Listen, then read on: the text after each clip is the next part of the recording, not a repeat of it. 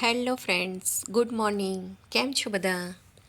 આજે આપણે વિસનગર મહેસાણાના ફેમસ એવા તુવેર ટોઠા બનાવવાના છીએ. શિયાળામાં લીલું લસણ તો અત્યારે ખૂબ જ સરસ એવું મળે છે, તો આપણે લીલા લસણનો સૌથી વધારે ઉપયોગ થાય એવી જ આઈટમ આજે તુવેર ટોઠા બનાવવાના છે. કેમેરાનો વિડીયો એકચ્યુઅલી ચાલુ કરવાનું રહી ગયું હતું, તો આગળનું થોડું જતું રહ્યું છે.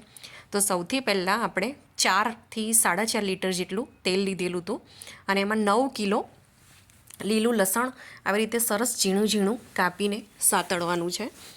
લગભગ 15થી 17 મિનિટ જેટલું આપણે મીડિયમ ફ્લેમ પર લસણને તેલમાં પકવવાનું છે. બરાબર 15-17 મિનિટ જેવું થઈ જશે એટલે સરસ એવું લસણ આપણું સતળાઈ જશે. જેવું લસણ સતળાઈ જશે એટલે ઉપર તેલ આવવા લાગશે, આપણને થોડું આઈડિયા આવી જશે. તો 15-17 મિનિટ જેવું થઈ ગયેલું. હવે આપણે લસણમાં લીલા મરચાં નાખીશું.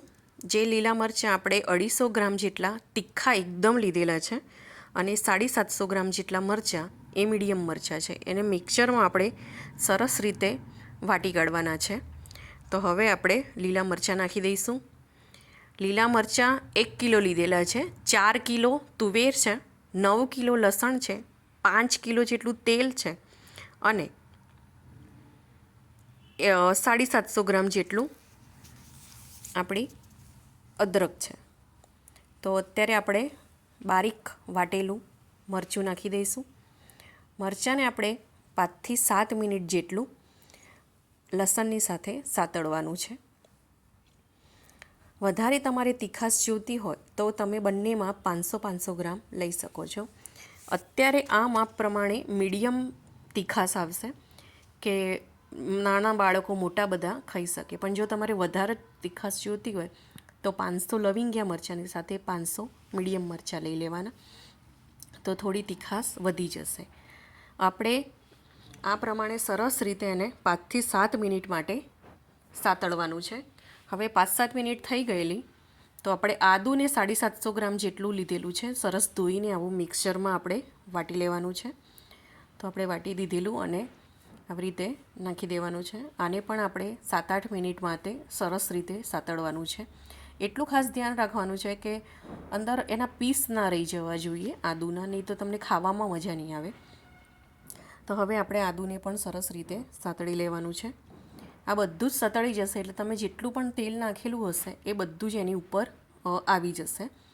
એટલે એની જે એકદમ સ્મેલ હશે, એકદમ સરસ એવી ફાઇન એવી સ્મેલ આવતી હશે. એના પરથી પણ તમને અંદાજ આવી જશે. ઉત્તર ગુજરાત બાજુ લીલા લસણની બહુ જ ફેમસ એવી ડીશો બનતી હોય છે, એમાંની આ એક તુવેર ટોઠા છે. હવે આ બધું પાકી ગયું હતું, તો હવે આપણે 4 કિલો જેટલા ટામેટાની લીધેલા છે. એને મિક્સચરમાં સરસ રીતે આવી રીતના પ્યોરી બનાવી દેવાની છે અને આવી રીતે એનો યુઝ કરવાનો છે. હવે આપણે ટામેટાને પણ 7થી 8 મિનિટ માટે આપણે આવી રીતે મીડિયમ ફ્લેમ પર કૂક કરી લેવાનું છે. સરસ આપણે આ પ્રમાણે જ ગ્રેવી બનાવવાની છે. તો હું તમને વાત કરતી હતી કે ઉત્તર ગુજરાતમાં લીલા લસણની ખૂબ એવી સારી એવી વાનગીઓ શિયાળામાં બનતી હોય છે. ઘરોમાં કરતાં વાડીઓમાં વધારે બનતી હોય છે આ વાનગીઓ. એવી તો તુવેર ટોઠા છે, ડુંગળીયું છે, તો આ બધું ખાવાની ખરેખર ખૂબ મજા આવે છે. કાજુ લસણનું શાક છે. હવે જુઓ તેલ ઉપર આવી રીતે સરસ આવી ગયું છે. હવે આપણે થોડોક હળદર પાવડર નાખી દઈશું. હવે આપણે હળદરને મિક્સ કરી લઈશું બરાબર હલાવીને. આટલા તુવેર ટોઠા બનતા લગભગ 1.25 કલાક જેટલો સમય લાગે છે, પણ ખરેખર બધાને એકસાથે બેસીને ખાવાની ખૂબ મજા આવે. હવે આપણે બધા સૂકા મસાલા આપણે આમાં એડ કરતા જઈશું. સૌથી પહેલાં આપણે હળદર નાખેલી છે.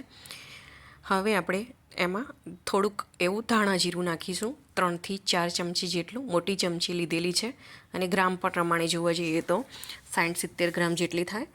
હવે આપણે આ બધું સરસ પ્રોપર રીતે મિક્સ કરી લેવાનું છે. હજુ આપણે તુવેર અંદર નાખી નથી.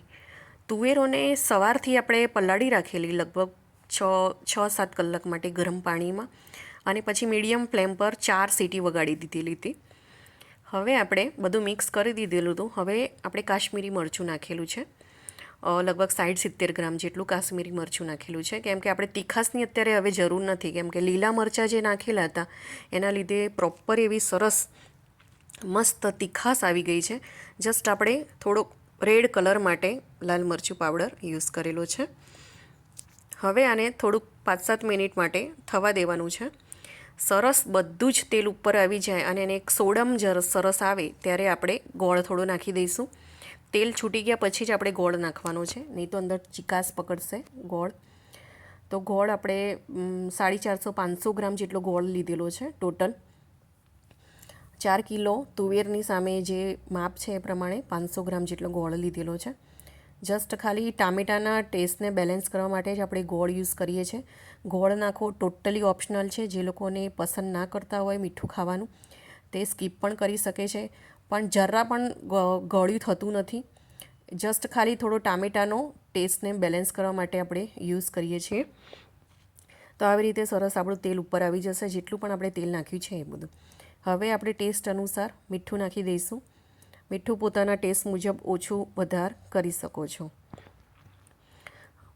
અડધો પોણો કલાક જેવું ટોટલ બધું થઈ ગયેલું છે, 45 મિનિટ જેટલું. હવે આપણે ધાણા નાખી દઈશું.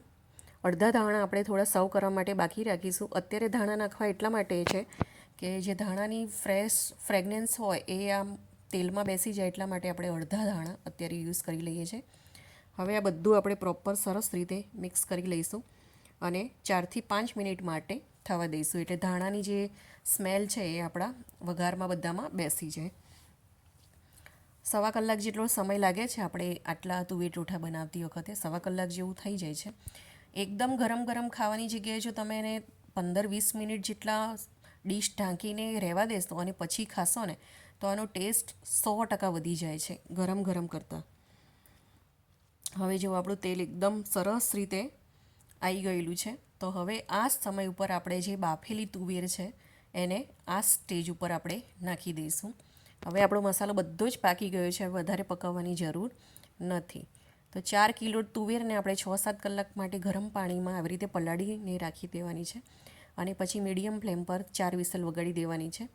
સીટી 4 જ વગાડવાની છે, વધારે નહીં વગાડવાની, નહીં તો જે તુવેર છે એનો દાણો તૂટી જશે. તો જ્યારે તમે આવું હલાવશો ત્યારે એ વધારે તૂટી જશે અને મજા નહીં આવે તમને તુવેર ખાવાની. હવે સરસ રીતે આવી રીતે પ્રોપર એ મિક્સ કરી લેવાનું છે. લગભગ 5-7 મિનિટ જેટલો સમય લાગશે હજુ પણ. બધી જ તુવેર એકસાથે આપણે અંદર નાખી નથી દેવાની. પહેલાં એકવાર જે આપણે તુવેર બાફેલી હતી એને નાખી દીધેલી છે. હવે 2-3 મિનિટ જેવું આપણે એને મિક્સ કરી લેવાનું છે અને હવે પછી આપણે જે બીજી તુવેર છે વધેલી 4 કિલોમાંથી એ હવે આપણે નાખી દઈશું અને આ બધી જ તુવેર આપણે સરસ પ્રોપર વ્યવસ્થિત રીતે મિક્સ કરવાનું છે. બહુ વધારે હલાય કરવાનું નથી. જસ્ટ આપણે 1-2 મિનિટ માટે જ આપણે હલાવીને આવી રીતે સરસ આપણે મિક્સ કરી લેવાની છે. જેવા બધું જ તેલ સરસ રીતે દેખાય છે અને આપણી તુવેર એકદમ પરફેક્ટ બની ગયેલી છે. હવે થોડુંક મીઠું ઓછું લાગતું હતું તો આપણે ટેસ્ટ કર્યા પછી આપણે પાછળથી થોડુંક મીઠું પણ આપણે ઉમેરી દીધેલું છે અને હવે જસ્ટ આપણે 1-2 મિનિટ માટે હલાવી લઈશું અને આપણે તુવેર ખાવા માટે રેડી છે. પણ આપણે એને હમણાં જ નહીં ખાઈએ, ગેસ બંધ કર્યા પછી એને લગભગ 10-15 મિનિટ માટે એમ જ સીજવા દઈશું, એટલે એનો જે ટેસ્ટ બધો હોય એક સરખો સરસ મસાલો બેસી જાય. તો ખાવામાં ખૂબ મજા આવે. તુવેર ટોઠાની સાથે આપણે બ્રેડ, જલેબી અને છાશ ખાતા હોઈએ છીએ. એમ જ એકલા તુવેર ટોઠા સેવ નાખીને પણ ખૂબ સરસ લાગે છે. તો ચાલો, રેડી થઈ ગયા છે આપણા તુવેર ટોઠા. હવે આપણે ગાર્નિશ કરી દઈશું ધાણાથી. જો તમને મારો આ વિડીયો ગમ્યો હોય ને બીજા નવા વિડીયો જોવા હોય તો મારી ચેનલને લાઇક કરજો, શેર કરજો અને સબસ્ક્રાઈબ કરજો.